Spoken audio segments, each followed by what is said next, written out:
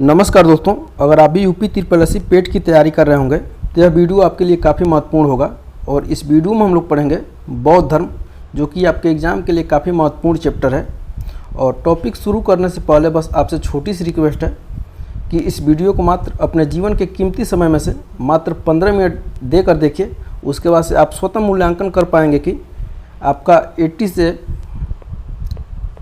to 90% question आपका बहुत आसानी से सॉल्व हो जाएगा, बहुत आसानी से आप सही कर पाएंगे। और मैं पूरा दावे के साथ कह सकता हूं कि 1 से 2 बार मात्र आप पढ़ेंगे, 1 से 2 बार बस वीडियो को देख लेंगे तो आपका पूरा एकदम 100% याद हो जाएगा। तो चलिए इसी विश्वास के साथ हम लोग अपने टॉपिक की शुरुआत करते हैं। आप कमेंट करना ना भूलिएगा अगर थोड़ा सा भी हम अपने वादे से मुकरते हैं तो। हम जैसा कि आपसे हमने प्रॉमिस किया है, 80 से 90% क्वेश्चन आपका सही होगा इस टॉपिक से। चलिए देखिएगा, हम लोग को पढ़ना है गौतम बुद्ध की जीवन परिचय। गौतम बुद्ध की जीवन परिचय सबसे पहले हम लोग पढ़ेंगे, उसके बाद से हम लोग पढ़ेंगे इनके शिक्षाओं के विषय में।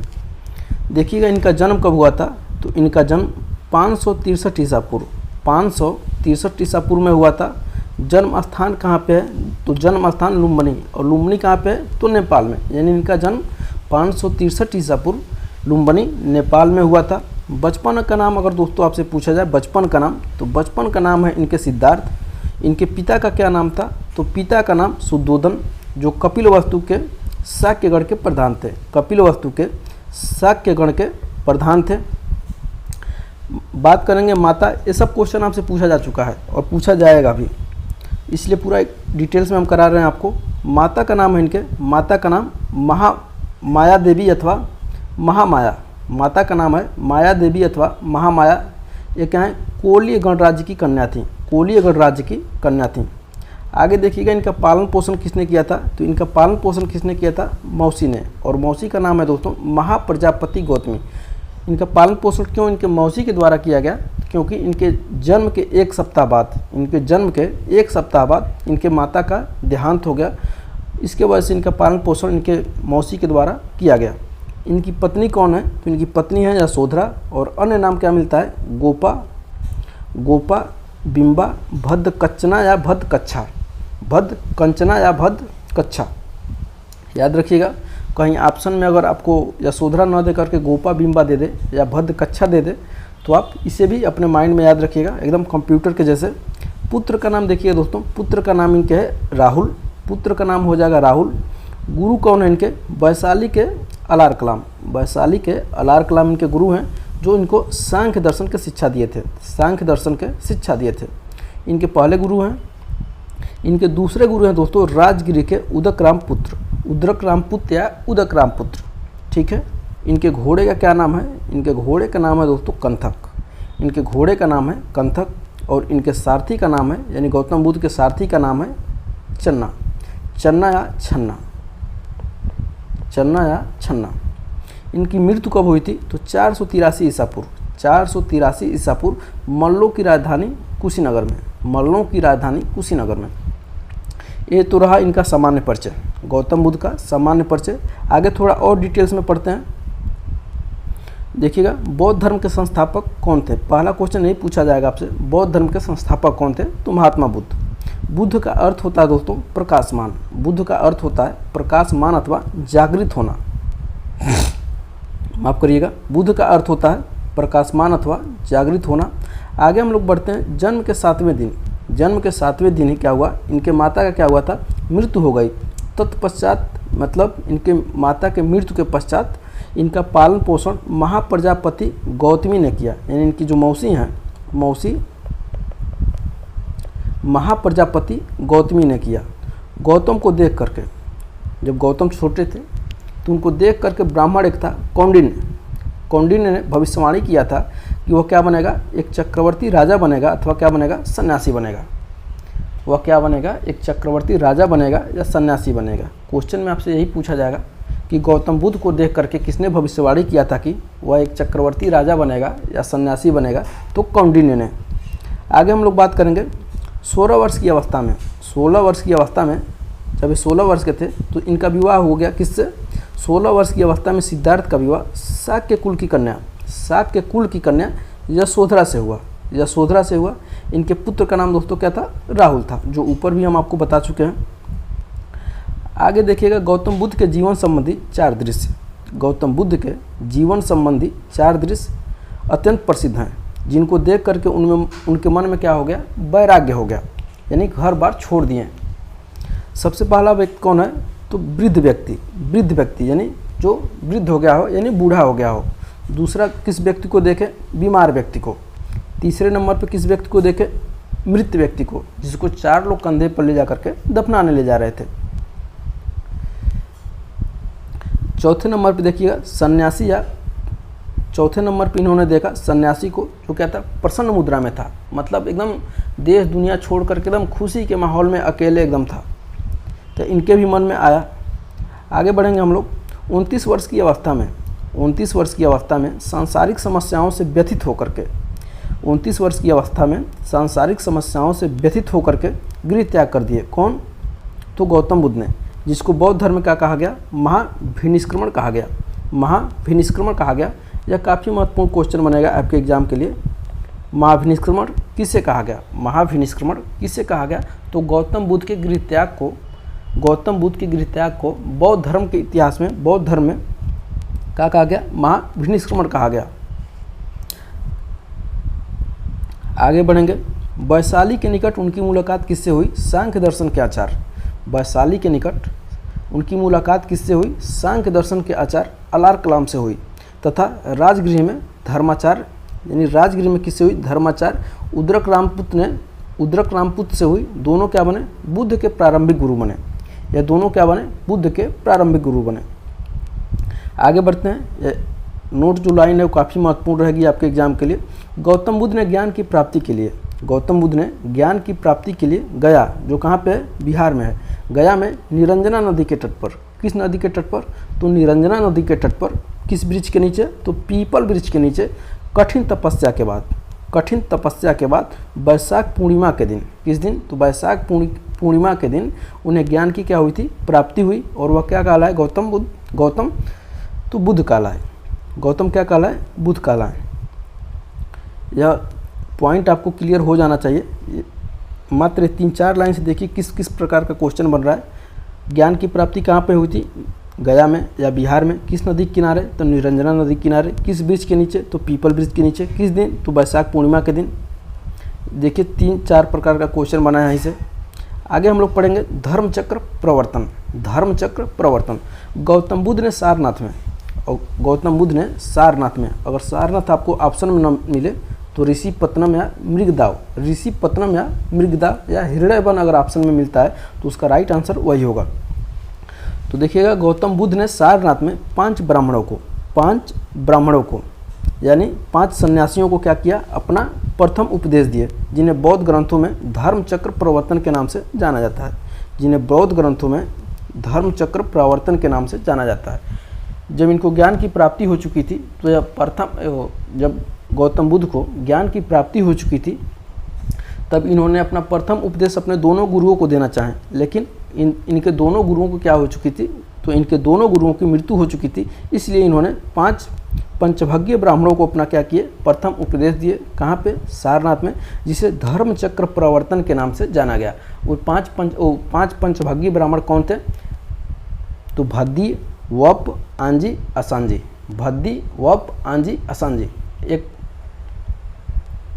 एक का नाम थोड़ा हम मिस कर रहे हैं, हालांकि ये आपसे इतना डिटेल्स में नहीं पूछा जाएगा। आगे देखिएगा, अपने शिष्य आनंद के कहने पर बुद्ध ने वैशाली में महिलाओं को क्या कर, एक बार और देखिए, अपने शिष्य आनंद के कहने पर बुद्ध ने वैशाली में, कहाँ पे, वैशाली में महिलाओं को क्या किए, महिलाओं को संघ में प्रवेश करने की क्या कर दिए, अनुमति दे दी। यानी इसके पहले क्या हुआ था, महिलाओं को प्रवेश नहीं दिया जाता था बौद्ध धर्म में, यानी बौद्ध संघ में, जो गौतम बुद्ध का बौद्ध संघ था, इसमें प्रवेश नहीं दिया जाता था। लेकिन आनंद के कहने पर प्रवेश दे दिए। प्रजापति गौतमी पहली भिक्षुणी बनी थी। प्रजापति गौतमी यानी इनकी जो मौसी थी, वह पहली भिक्षुणी बनी थी। बौद्ध संघ में प्रवेश पहले इन्होंने ही किया था। और कहाँ पे, अगर जगह का नाम पूछ लिया जाए तो वैशाली में। ये भी क्वेश्चन आपके लिए काफ़ी महत्वपूर्ण रहेगा कि बौद्ध धर्म स्वीकार करने वाली प्रथम भिक्षुणी कौन थी, तो महाप्रजापति गौतमी। आगे बढ़ेंगे। ज्ञान प्राप्ति के 20वें वर्ष, ज्ञान प्राप्ति के 20वें वर्ष बुद्ध कहाँ पहुँचे? श्रावस्ती पहुँचे। श्रावस्ती पहुँचे तथा वहाँ अंगुलीमाल नामक डाकू को अपना शिष्य बनाए। एक अंगुलीमाल नामक डाकू था, उसने क्या करता था? लोगों का उंगलियां काट करके माला पहनता था, लोगों के उंगली काट करके माला पहनता था। गौतम बुद्ध को भी लगा दौड़ाने, अब इनका भी उंगली काट के, उसका भी कुछ इच्छा थी कि इतने लोगों का उंगली काट लेना है, तो लगा गौतम बुद्ध को भी दौड़ाने। तो गौतम बुद्ध भागते रहे, उसके बाद गौतम बुद्ध ने दूर से ही समझाया इसको, तो काफ़ी समझाने के बाद ये अपना धंधा छोड़ दिया, यानी लोगों का उंगली काटना छोड़ दिया और इनका क्या बन गया? तो शिष्य बन गया।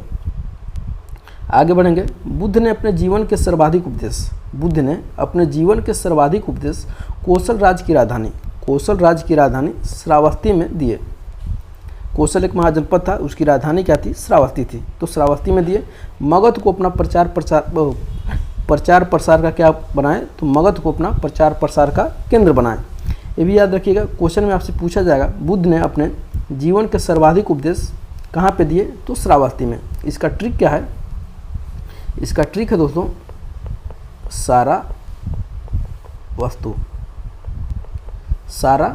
सबसे ज़्यादा कहाँ पे दिए थे? श्रावस्ती में दिए थे। उसके बाद से कहाँ पे दिए? राजगृह में दिए। उसके बाद से कहाँ दिए? वैशाली में दिए। उसके बाद से कपिलवस्तु में। तो अस्तु से मतलब कपिलवस्तु। तो ठीक है, अगर श्रावस्ती ऑप्शन में न मिले तो आप लगा कर आएंगे राजगृह को।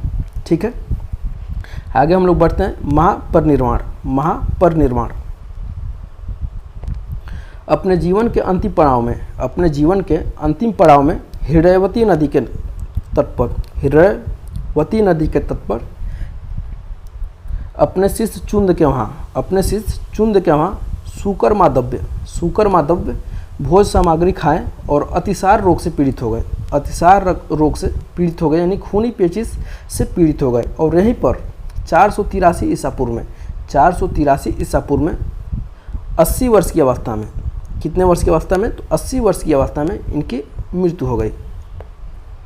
आगे बात करेंगे। इसे बौद्ध परंपरा में क्या कहा गया? महापरिनिर्वाण कहा गया। 3 टर्म हम आपको बताए हैं। महाभिनिष्क्रमण, इन्होंने जब गृह त्याग किया तो उसे महाभिनिष्क्रमण कहा गया। दूसरा टर्म हम आपको बताए हैं धर्मचक्र प्रवर्तन, जब इन्होंने 5 ब्राह्मणों को अपना प्रथम उपदेश दिया तो उसे क्या कहा गया? धर्मचक्र प्रवर्तन कहा गया। तीसरा हम आपको पॉइंट बता दिए महापरिनिर्वाण, यानी जब इनकी मृत्यु हुई थी तो उसे बौद्ध परंपरा में महापरिनिर्वाण कहा गया। आगे देखिएगा, कुशीनगर के मल्लों के द्वारा इनका अंतिम संस्कार किया गया। क्वेश्चन में आपसे पूछ लिया जाए कि किनके द्वारा, यानी किस गणराज्य के द्वारा इनका अंतिम संस्कार किया गया, तो कुशीनगर के या कुशीनारा के मल्लों के द्वारा इनका अंतिम संस्कार किया गया। इतना पॉइंट आपको क्लियर हो गया होगा। तो आगे थोड़ा सा और बढ़ते हैं। बुद्ध के जीवन से संबंधित बौद्ध धर्म के प्रतीक, इसके आगे नोट लगा लेंगे और इसको एकदम अपने कंप्यूटर में फिट कर लेंगे। घटना देखिएगा, एक साइड दिया है, एक साइड दिया चिन्ह या प्रतीक। इनके जन्म का प्रतीक दोस्तों है कमल या सांड। गृह त्याग, यानी इन्होंने क्या किया था? गृह त्याग किया था घोड़े पर बैठ करके। इनके सारथी चन्ना और छन्ना और घोड़े इनको ले गए थे छोड़ने के लिए, तो गृह त्याग किया था घोड़े पर बैठ करके। ज्ञान क्या मिली थी? तो पीपल वृक्ष के नीचे इनको मिली थी।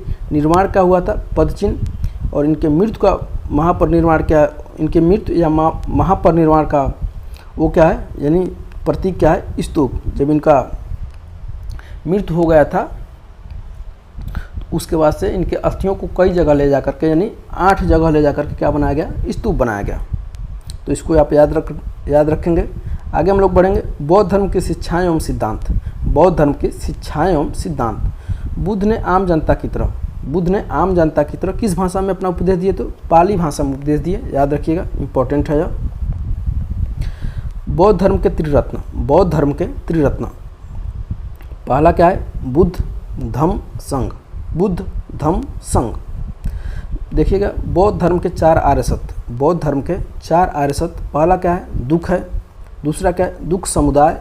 तीसरा क्या है? दुख निरोध। और चौथा क्या है? दुख निरोध गामिनी प्रतिपदा। दुख निरोध गामिनी प्रतिपदा। अगर ऑप्शन में इस तरह से क्वेश्चन बना दिया जाए, बौद्ध धर्म के त्रिरत्न बुद्ध, धम्म, संघ और एक ऑप्शन और दे दे और क्वेश्चन में आपसे पूछ ले इनमें से कौन नहीं है, तो वहाँ पे आप कंफ्यूज हो जाएंगे, इसलिए आपको याद रखना पड़ेगा। आगे बढ़ेंगे। बुद्ध के शिष्य कौन कौन है? आनंद है, उपाली है, सारिपुत्र है, मुद्गलायन है, बिंबिसार है और इत्यादि। बिंबिसार और इत्यादि यानी इनका शिष्य जो बना था कौन? मगध का क्या बना था? मगध का शासक था बिंबिसार, इसने क्या बना था? इनका शिष्य बना था। और इसी का एक वैद्य था, इसी का एक राज वैद्य था जिसका नाम था दोस्तों जीवक, जिसका नाम था जीवक। तो एक बार जब तबीयत खराब हो गई थी गौतम बुद्ध की, एक बार जब तबीयत खराब हो गई थी गौतम बुद्ध की, तो जीवक ने क्या किया था? तो उनका उपचार किया था। और आपसे क्वेश्चन में पूछ लिया जाए गौतम बुद्ध का उपचार किसने किया था, तो जीवक ने। और किसके माध्यम से? तो बिंबिसार के। काफ़ी महत्वपूर्ण पॉइंट को हम लोग पढ़ने जा रहे हैं। संगीति, शासनकाल, स्थान, अवधि, अध्यक्ष। ठीक है, यानी बौद्ध संगीतियाँ हुई थी। क्या हुई थी?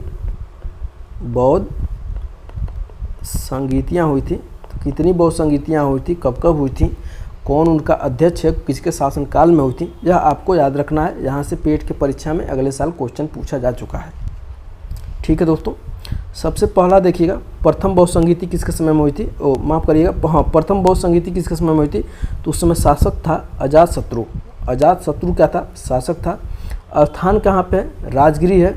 इसकी टाइम क्या थी? 483 ईसा पूर्व में हुई थी। और इसके अध्यक्ष कौन थे? प्रथम बौद्ध संगीति के अध्यक्ष कौन थे? तो महाकश्यप, महाकश्यप या महाकश्यप। ठीक है, इसको याद कैसे करना है?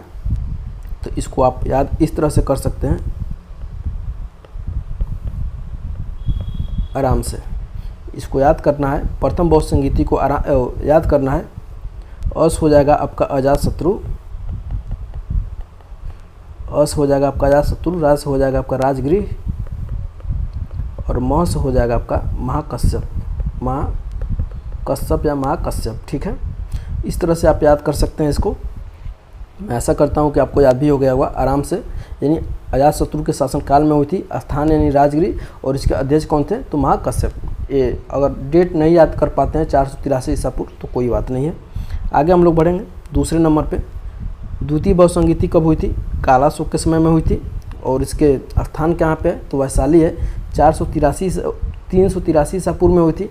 और इसके अध्यक्ष कौन है? सर्वकामिन या सर्वकामी। इसको हम लोग कैसे याद रखेंगे? बसा लो, यानी इसको मन में बसा लीजिए। बस क्या हो जाएगा आपका? वैशाली। वैशाली क्या है? स्थान है, यानी द्वितीय बौद्ध संगीति वैशाली में हुई थी। सास हो जाएगा आपका सर्वकामिन जो इसके अध्यक्ष हैं। और लोस हो जाएगा दोस्तों आपका कालाशोक। लस हो जाएगा आपका कालाशोक, कालाशोक। तृतीय बौद्ध संगीति को देखिएगा, अशोक के शासनकाल में हुई थी, पाटलिपुत्र में हुई थी। स्थान 250 ईसा पूर्व में हुआ था। और इसका अध्यक्ष कौन हो जाएंगे? मुगलपुत्र तीस्त, मुगलपुत्र तीस्त। इसको कैसे याद रखेंगे? एटीएम। इस हो जाएंगे आपके अशोक जी। टीस हो जाएगा आपका पाटलिपुत्र, पाटलिपुत्र। और मस हो जाएगा आपका मुगलपुत्र तीस्त। ऊपर कौन था? महाकश्यप। और नीचे कौन हो जाएंगे? तीसरे नंबर पर मुगलपुत्र तीस्त। तो मैं आशा करता हूँ कि ये भी आपको याद हो गया होगा। चौथे नंबर पे देखिएगा, चतुर्थ बौद्ध संगीति कनिष्क के शासनकाल में हुई थी। कहाँ पे हुई थी? कुंडलवन में हुई थी। कहाँ पे? कश्मीर के कुंडलवन में। प्रथम शताब्दी ईस्वी में हुई थी। इसके अध्यक्ष थे दोस्तों वसुमित्र। और उपाध्यक्ष अगर आपसे पूछ लिया जाए तो अश्वघोष। ठीक है, इसको याद कैसे करना है? K2 VA, K2 VA। Case हो जाएगा आपका कनिष्क। एक केस हो जाएगा K2, मतलब 2 बार क्या आएगा? एक कनिष्क हो, एक से हो जाएगा कनिष्क, एक से आपका हो जाएगा कश्मीर के कुंडलवन, कुंडलवन।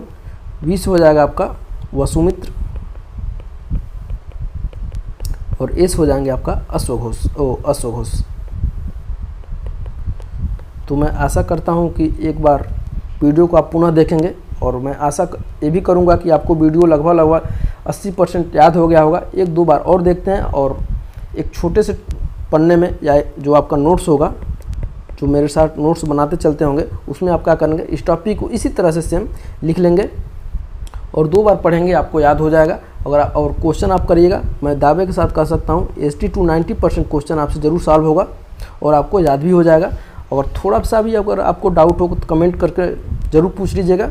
अगर आपके लिए एक नंबर दे दें, अगर थोड़ा सा भी आपको PDF चाहिए या जिस प्रकार की समस्या हो, अगर बात करना चाहते हैं तो इस नंबर पे आप संपर्क कर सकते हैं, यानी व्हाट्सएप के माध्यम से 95 40 58 85 87। ठीक है दोस्तों, तो वीडियो कैसा लगा कमेंट करके ज़रूर बताइएगा और इस वीडियो को अपने दोस्तों के साथ ज़्यादा से ज़्यादा शेयर करिएगा। और आप अभी तक हमारे चैनल को सब्सक्राइब नहीं किए हैं, सब्सक्राइब कर लीजिएगा, ताकि इसी तरह से मज़ेदार टॉपिक हम आपके बीच लाते रहेंगे।